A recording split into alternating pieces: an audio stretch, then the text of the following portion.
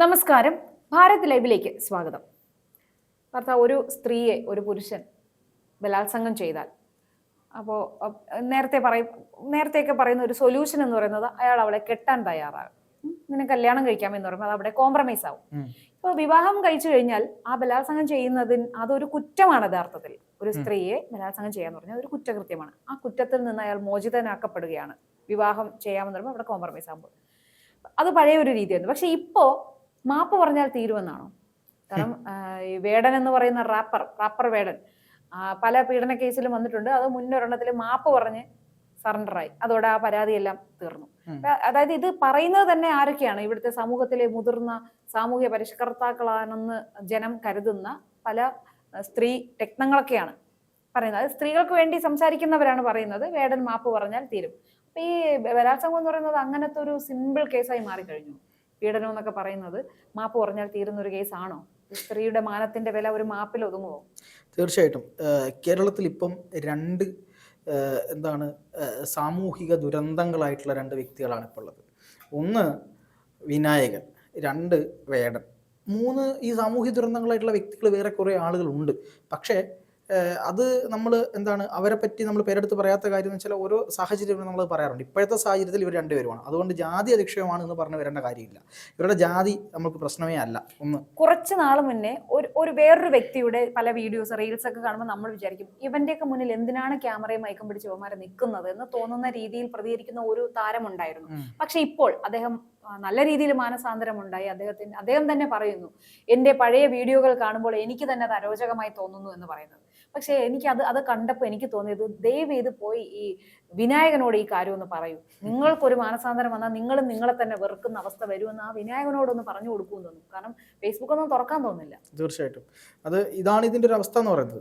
കാരണം വേടനും വിനായകന്റെയും ഒക്കെ പ്രത്യേകത എന്ന് പറയുന്നത് ഇവർക്ക് പരസ്യമായി തെറി പറയാം.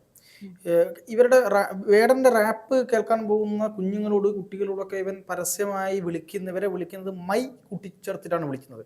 അത് വളരെ ആഘോഷത്തോടെ കേൾക്കുന്ന ഒരു തലമുറ ഇവിടെ ഉണ്ട് എന്നുള്ളതാണ് നമ്മൾ ഞെട്ടിപ്പോകുന്നത്. കാരണം ആരെയും എന്തും വിളിക്കാം എന്നുള്ളൊരു കാര്യമാണ് ഇതിലൂടെ ഇവരും സമൂഹത്തിനുള്ള സന്ദേശം. ഹായ് ഡിയർ എന്ന് വിളിക്കുന്ന ലാഘവത്തോടെയാണ് അവർ ഈ വാക്കുകൾ ഉപയോഗിക്കുന്നത്.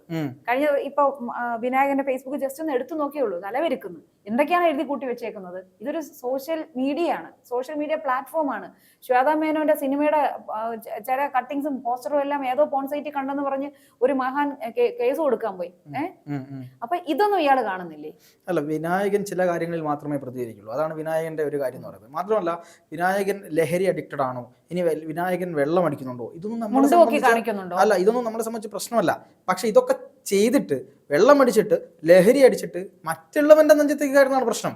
പൊതു മധ്യത്തിൽ വന്നു നിന്നുകൊണ്ട് ആളുകളെ മുണ്ടുപൊക്കി കാണിക്കുക, ആളുകളെ തെറി പറയുക, ഈ പറയുന്ന വിമാനത്താവളത്തിൽ നിന്ന് ഉദ്യോഗസ്ഥരോട് കയർത്ത് അവരെ 4 തലമുറയോളം പുറകോട്ടുള്ള ആളുകളെ വിളിക്കുക തുടങ്ങിയ മഹാകാര്യങ്ങളാണ് വിനായകൻ ചെയ്യുന്നത്. ഇപ്പൊ വന്നിട്ട് അടൂർ ഗോപാലകൃഷ്ണൻ ഉൾപ്പെടെയുള്ള ആൾക്കാരുടെ പച്ചത്തെറിയാണ് വിളിച്ചത്.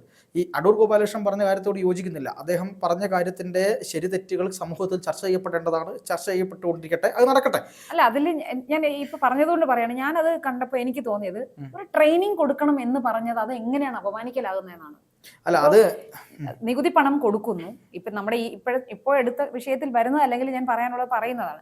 അദ്ദേഹം പറഞ്ഞ ഒരു പോയിന്റ് എന്ന് പറയുന്നത്, നികുതി പണം എടുത്ത് ഇങ്ങനെ ചെയ്യാൻ കൊടുക്കുമ്പോൾ, കാരണം ഈ പൈസ കൊടുക്കുന്നത് ആർക്കാണ്? ആ കാറ്റഗറിയിലാണ് കൊടുക്കുന്നത്, മറ്റുള്ളവർക്ക് കൊടുക്കുന്നില്ല, ഇവർക്കാണ് കൊടുക്കുന്നത്. അപ്പോൾ പിന്നെ അദ്ദേഹത്തിന് പറയാൻ പറ്റുമോ മറ്റുള്ളവരെയും ട്രെയിനിങ് കൊടുക്കണമെന്ന് പറയാൻ പറ്റുമോ? ഇല്ല. ഈ പൈസ കൊടുക്കുമ്പോൾ അതിൻ്റെതായ ഒരു പ്രോഡക്റ്റ് ലഭിക്കണം, വേണ്ടേ? ആ പ്രോഡക്റ്റ് ലഭിക്കണമെന്ന് മാത്രമല്ല, അതിന് തിരഞ്ഞെടുക്കപ്പെടുന്നവർക്ക് മതിയായ ട്രെയിനിങ് കൊടുക്കുക എന്ന് പറഞ്ഞാൽ അതൊരു തെറ്റാ?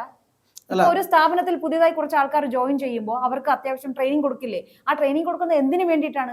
അവരിൽ നിന്നുണ്ടാകുന്ന ഔട്ട്പുട്ട് നല്ലതാവാൻ വേണ്ടി, അതിന്റെ ക്വാളിറ്റി കൂട്ടാൻ വേണ്ടിയിട്ടല്ലേ? അല്ലാതെ അത് അവർക്ക് പൈസ കൊടുക്കരുതെന്നോ അത് കൊടുത്ത് ട്രെയിനിങ് കൊടുക്കുക എന്ന് പറഞ്ഞ ഒരു അപമാനകരമായ കാര്യമാണോ എന്ന് എനിക്ക് തോന്നുന്നില്ല. അല്ല, അത് വ്യാഖ്യാനത്തിലെ പ്രശ്നമാണ്. സത്യത്തിൽ SC ST വിഭാഗങ്ങൾക്ക് കൊടുക്കുന്ന കേരള ചലച്ചിത്ര വികസന കോർപ്പറേഷൻ കൊടുക്കുന്ന ഫണ്ടുമായി ബന്ധപ്പെട്ട് ഇത്തരത്തിലൊരു കാര്യം പറയുമ്പോൾ അതിൽ SC/ST വിഭാഗങ്ങൾ കൊടുക്കുന്ന ഫണ്ടാണ്, അവർക്ക് മാത്രമേ ഫണ്ട് കൊടുക്കുന്നുള്ളൂ എന്നുള്ളതും. ഇപ്പൊ വേറൊരു വിഭാഗത്തിലുള്ളവർക്ക് പൈസ ഇല്ല സിനിമ എടുക്കാൻ, എന്നാൽ ഒരുപാട് കഴിവുണ്ട്, സിനിമ എടുക്കാൻ ആഗ്രഹമുണ്ട്, പൈസ ഇല്ല, അവർക്ക് കിട്ടുമോ ഈ പൈസ? ഇല്ല, അത് സ്വാഭാവികമാണ്. പക്ഷെ അങ്ങനെ പറയുമ്പോഴും ഇവിടെ SC/ST എന്ന് പറയുന്ന ഒരു വിഭാഗമായതുകൊണ്ട് അവർ എന്തോ കഴിവില്ലാത്ത ആളുകളാണ്, അപ്പൊ അവർക്ക് പ്രത്യേകമായി ട്രെയിനിങ് കൊടുക്കണം എന്ന് പറയുന്നതിന്റെ യുക്തി എന്താണ്? കഴിവില്ലെന്ന് വേടൻ പരസ്യമായി സമ്മതിച്ചല്ലോ, DNA ഇല്ലാന്ന് വേടൻ പറഞ്ഞു, നമ്മളല്ല പറയുന്നത്. അല്ല, വേടൻ പറഞ്ഞു, അതൊക്കെ. പക്ഷെ അത്തരത്തിൽ അത് വേടൻ പറഞ്ഞ അഭിപ്രായം വേടനെയാണല്ലോ ഇപ്പൊ ഈ ദളിത് വിഭാഗത്തിന്റെ ഏറ്റവും സമുന്നതനായ പ്രചാരകനായിട്ടും അവരുടെ ദൈവമായിട്ടും കാണുന്നത് ഇപ്പൊ വേടനെയല്ലേ? അത് ശരിയാണ്, പറയുന്നതിന് നമ്മൾ തമസ്കരിക്കേണ്ട ആവശ്യമില്ല. അല്ല, അത് ശരിയാണ്. പക്ഷേ ഇവിടെ ഒരു പൊതുസമൂഹത്തുമായി ബന്ധപ്പെട്ട ഒരാൾ കാര്യം എന്ന് പറയുമ്പോൾ അതിനെ ഇങ്ങനെ വ്യാഖ്യാനിച്ച് വേണമെങ്കിൽ അദ്ദേഹത്തെ ചോദ്യം ചെയ്യാം. SC/ST കമ്മീഷനൊക്കെ ഇടപെട്ടിട്ടുണ്ട്. അപ്പൊ അത് പക്ഷേ ഈ രണ്ട് ഭാഗങ്ങളുണ്ട് എന്ന് അദ്ദേഹത്തിന് കോടതിയിൽ വാദിക്കാവുന്ന കാര്യം മാത്രമേ ഉള്ളൂ കേസ് വന്നാൽ. പക്ഷേ ഇതേ കാര്യം വേടൻ മുമ്പ് റിപ്പോർട്ടർ ചാനലിൽ ഇരുന്ന് DNA ഇല്ല എന്ന് പറഞ്ഞപ്പോൾ ഒരാളും ഈ പറയുന്ന ധന്യാരാമൻ പ്രതികരിച്ചില്ല, ഈ പറയുന്ന ദളിത് ആക്ടിവിസ്റ്റുകൾ ചോദിച്ചോ പറഞ്ഞു അത് വേറെ അർത്ഥത്തിലാണ് പറഞ്ഞത്, ആ അർത്ഥം ഞാൻ പിന്നീട് പറഞ്ഞു തരാം. എന്തർത്ഥമാണ് അതിനുള്ളത്? അല്ല, അതേ കാര്യമാണ് അടൂർ ഗോപാലകൃഷ്ണൻ പറഞ്ഞിരിക്കുന്നത്. DNA പഠിക്കാനുള്ള കഴിവില്ല എന്ന് വേടൻ പറയുന്നതിനെ ന്യായീകരിക്കുന്ന ആൾക്കാരോട് അതേ കാര്യമാണ് അടൂർ ഗോപാലകൃഷ്ണൻ പറഞ്ഞത്. അതായത് അവർ താഴെ തട്ടിൽ നിന്ന് മുകളിലോട്ട് വരുന്ന ആളുകളാണ്, ആ ആളുകളെ നമ്മൾ പൊതുമധ്യത്തിലേക്ക് എത്തിക്കുമ്പോൾ അവർക്ക് ട്രെയിനിങ് കൊടുത്ത് എത്തിക്കണം എന്നാണ് അദ്ദേഹം പറഞ്ഞത്. അത് പറയുന്ന സമയത്ത് ജാതീയപരമായിട്ടാണ് അത് പറഞ്ഞത് എന്നാണ് ഇവിടുത്തെ ഏറ്റവും വലിയ ചോദിക്കട്ടെ പാർത്ത, SC/ST കൊടുക്കുന്ന ഫണ്ടിനെ കുറിച്ച് പറയുമ്പോൾ SC/ST എന്ന പേര് പരാമർശിക്കാതെ എങ്ങനെയാണ് അതിനെ കുറിച്ച് പറയാൻ പറ്റുന്നത്? അല്ല, അത് ഒരു കാര്യം പറഞ്ഞു.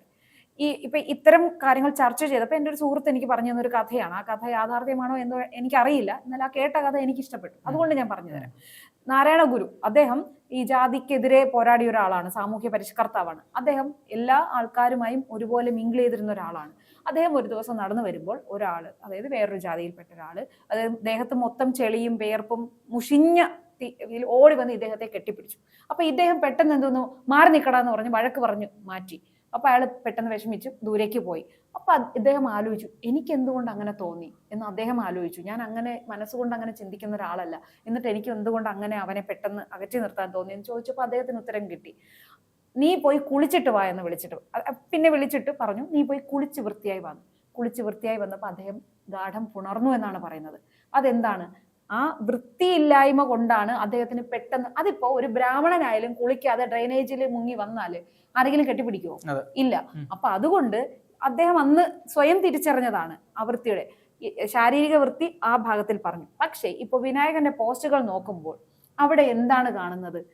തികഞ്ഞ അരാജകത്വവും എന്ത് വൃത്തികെട്ട രീതിയിലാണ് അദ്ദേഹം എഴുതുന്നത്. എന്ത് മനോഹരമായിട്ട് എഴുതാൻ കാര്യങ്ങൾ ഇല്ലേ? പ്രതിഷേധിക്കുന്നത് തെറി വിളിച്ചുകൊണ്ട് തന്നെ ആകണമെന്ന് ആർക്കാണ് ഇത്ര നിർബന്ധം?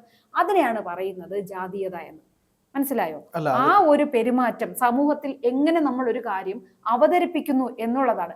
പണ്ടൊരു ഓൺലൈൻ മീഡിയം, ഇപ്പൊ അതുണ്ടോന്ന് എനിക്കറിയില്ല, എനിക്കത് വ്യക്തം, ഒരു ലേഡി ആയിരുന്നു, പൂര തെറി പറഞ്ഞുകൊണ്ട് ഒരു വീഡിയോ ചെയ്യുന്നുണ്ടായിരുന്നു. വൈറലായി, അത് എല്ലാവരും കാണുന്നുണ്ടായിരുന്നു. എന്തൊരു ഇതോടെയാണ് എല്ലാവരും അത് കാണുന്നത്? തെറി വിളിച്ചുകൊണ്ട്. ഒരു സമൂഹത്തെ നമ്മൾ അഭിസംബോധന ചെയ്യുമ്പോൾ എന്ത് പ്രാധാന്യമുള്ള കാര്യമോ ആയിക്കോട്ടെ അല്ലെങ്കിൽ പ്രാധാന്യമില്ലാത്തതായിക്കോട്ടെ, നമ്മൾ അതൊരിടത്ത് അവതരിപ്പിക്കുമ്പോൾ നമ്മൾ മാന്യമായി അവതരിപ്പിക്കുക. എല്ലാവരും അപ്പൊ പറയും മാന്യത ആരാണ് അളക്കുന്നത് എന്നൊക്കെ ആയിരിക്കും ഈ പുരോഗമനവാദികൾ പറയുന്നത്. എന്ന് പറഞ്ഞാൽ നമ്മൾ കൊച്ചുകുട്ടിയുടെ മുന്നിൽ വെച്ചൊന്നും പറയാൻ പാടില്ലാത്ത മോശം സഭ്യമല്ലാത്ത വാക്കുകൾ ഉപയോഗിച്ച് എത്ര മഹത്തായ കാര്യമായാലും ശരി നമ്മൾ സമൂഹത്തിനെ അഭിസംബോധന ചെയ്യുമ്പോൾ പറഞ്ഞാൽ അതിന് അത്രയ്ക്ക് വിലയെ കിട്ടുള്ളൂ. ഈ പറയുന്നതിനും ആൾക്കാർ ആ ഒരു വില കൊടുക്കുന്നതിന്റെ കാരണം ഇതാണ്. ഇത്തരത്തിലുള്ള ഭാഷ ഉപയോഗിക്കുന്നത്. ഭാഷ മാത്രം ഒന്ന് ശുദ്ധമാക്കിയാൽ മതിയായിരുന്നു. അത്രേ ഉള്ളൂ എനിക്കൊരു അപേക്ഷ. തീർച്ചയായിട്ടും. അത് മാത്രമല്ല, ഇപ്പൊ വേടന്റെ കാര്യത്തിലും ഈ വിനായകന്റെ കാര്യത്തിലുമൊക്കെ ഇവർ പച്ചത്തെറികൾ ഇങ്ങനെ പരസ്യമായി പറയുകയും ആളുകളെ അധിക്ഷേപിക്കുകയും, ഉമ്മൻചാണ്ടിയെ മുതൽ അങ്ങോട്ട് മഹാത്മാഗാന്ധിയെ വരെ തന്തയ്ക്ക് വിളിച്ചു, അന്ന് അവർ ചത്തു എന്ന് പറഞ്ഞ അധിക്ഷേപിച്ചു. ഇങ്ങനെയൊക്കെ ചെയ്യുമ്പോഴും അയാൾ ദളിതനായതുകൊണ്ടാണ് അയാൾ ആക്രമിക്കപ്പെടുന്നത്. അയാൾ അയാളുടെ നാക്കിലിരിപ്പ് കൊണ്ടാണ്, സത്യമാണ്, നാക്കിലിരിപ്പ് കൊണ്ടാണ് ആക്രമിക്കപ്പെടുന്നത്. ഇപ്പോ വേടൻ ആക്രമിക്കപ്പെടുന്നുണ്ടെങ്കിൽ വേടന്റെ പ്രശ്നം എന്താണ്? വേടൻ പൊളിറ്റിക്സ് സംസാരിച്ചാൽ എതിർ പൊളിറ്റിക്സുകാർ അദ്ദേഹത്തെ തിരിച്ചു പറയും. അപ്പൊ അത് ജാതീയമായി അധിക്ഷേപിക്കുന്നേ, ഞങ്ങളെ ആക്രമിക്കുന്നേ എന്ന് പറഞ്ഞിട്ട് കാര്യമില്ല. ഇനി വേടൻ ആരെയെങ്കിലും റേപ്പ് കേസിൽ പ്രതിയായിട്ടുണ്ടെങ്കിൽ മറ്റുള്ളവർക്ക് കൊടുക്കുന്ന അതേ നീതിയാണ് സമൂഹം വേടൻ കൊടുക്കുകയുള്ളൂ. പക്ഷെ അത് പറയുമ്പോഴും വേടൻ എന്താണ് ഈ പറയുന്നത് പോലെ BJPക്കെതിരായി നിന്നതുകൊണ്ടാണ്, അല്ലെങ്കിൽ വേടൻ താഴ്ന്ന ജാതിക്കാരനായത് കൊണ്ടാണ് വേടനെ ഇങ്ങനെ കുരുക്കുന്നത് എന്നൊക്കെ പറഞ്ഞ്, ഈ പെൺകുട്ടിയും ദളിത് കുട്ടിയല്ലേ, ഈ പെൺകുട്ടിയും SC/ST വിഭാഗമല്ലേ, ആ ഒരു പെൺകുട്ടിയുടെ ഭാഗത്തല്ലേ നിൽക്കേണ്ടത്, ഇരയുടെ ഭാഗത്തല്ലേ നിൽക്കേണ്ടത്? അങ്ങനെയല്ല. ഇപ്പോഴും ആളുകൾ പറഞ്ഞുകൊണ്ടിരിക്കുന്ന കാര്യം എന്താ? ഇപ്പോഴും ആളുകൾ പറഞ്ഞുകൊണ്ടിരിക്കുന്നത് വേടന്റെ കൂടെ പോയി സൂചിച്ചിട്ടല്ലേ. വേടൻ എന്താണ് ഈ നിരന്തരം പീഡിപ്പിച്ചു എന്നാണ് പറയുന്നത്. ഇപ്പൊ 4 വർഷം കഴിഞ്ഞിട്ടാണോ പീഡനമാണെന്ന് മനസ്സിലാവുന്നത്? ഇത് കേൾക്കുമ്പോൾ സ്വാഭാവികമായി എത്രയാൾക്കും തോന്നുന്നത് എന്താ, ശരിയല്ലേ എന്ന് തോന്നും. പക്ഷെ റേപ്പ് ചെയ്തതിന് ശേഷം അതിൽ നിന്ന് രക്ഷപ്പെടാൻ വേണ്ടി വിവാഹ വാഗ്ദാനം കൊടുക്കുകയും സമാധാനിപ്പിക്കുകയും കൂടെ നിൽക്കുകയും ഒക്കെ ചെയ്ത് അതെ, എന്നിട്ട് പിന്നീട് നൈസായി ഒഴിവാക്കുകയും ചെയ്തു എന്നുള്ളതാണ് കേസ്. തെറ്റിദ്ധരിപ്പിക്കുന്ന വിധത്തിൽ പല ആളുകളും ഇതിനെ പറയുന്നുണ്ട്. നമ്മളെ മാധ്യമങ്ങൾ പോലും വാർത്ത കൊടുത്തത് എങ്ങനെയാണ്? ഈ കേസ് എന്ന് പറയുന്നത് നിരന്തരമായി പീഡിപ്പിച്ചു, അതാണ് കേസ്. പക്ഷെ യഥാർത്ഥ ഭാഗം പറയുന്നില്ല പലപ്പോഴും പല ആളുകളും. റിപ്പോർട്ടർ TV ഇതൊരു ചർച്ചയെ ചെയ്തിട്ടില്ല. അപ്പോൾ ഈ താഴ്ന്ന ജാതി എന്ന് പറഞ്ഞുകൊണ്ട് എല്ലാത്തിനെയും അങ്ങ് പ്രതിരോധിച്ച് കളയാം എന്നുള്ളതാണ്. എന്തും ചെയ്യാനുള്ള ഒരു ലൈസൻസ് ആയിട്ട് ഈ ജാതീയതയെ ഇവർ കാണുന്നുണ്ട്. തീർച്ചയായിട്ടും. മാത്രമല്ല, ഞാൻ ഒരു കാര്യം കൂടി പറഞ്ഞ് അവസാനിപ്പിക്കാം. ഞാനൊരു ദളിതനാണെങ്കിൽ എനിക്ക് കഞ്ചാവ് വലിക്കാമോ, എനിക്ക് പെണ്ണ് പിടിക്കാമോ? പെണ്ണ് പിടിയെന്ന് ഞാൻ ഉദ്ദേശിക്കുന്നത് വേറൊരു രീതിയിലല്ല. എനിക്ക് ഈ റേപ്പ് കേസുകളുമായി ബന്ധപ്പെട്ട സ്ത്രീകളെ ആക്രമിക്കാമോ? ഇതൊരു ചോദ്യമാണ്.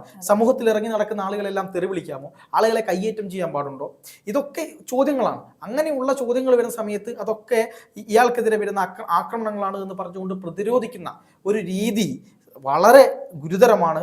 മാത്രമല്ല, ഈ കേരളത്തിൽ ഏറ്റവും കൂടുതൽ അറിയപ്പെടുന്ന എഴുത്തുകാരിയായ സാറാ ജോസഫ് വേടനെതിരെ പറഞ്ഞത്, വേടനെതിരെയല്ല, വേടൻ അനുകൂലമായി പറഞ്ഞത്, വേടൻ വെട്ടിയ വഴികൾ ഒരിക്കലും പോകരുത്, നഷ്ടപ്പെട്ടു പോകരുത്, അതുകൊണ്ട് വേടൻ ഈ അതിജീവിതയോട് മാപ്പ് പറയണം എന്നാണ് പറഞ്ഞത്.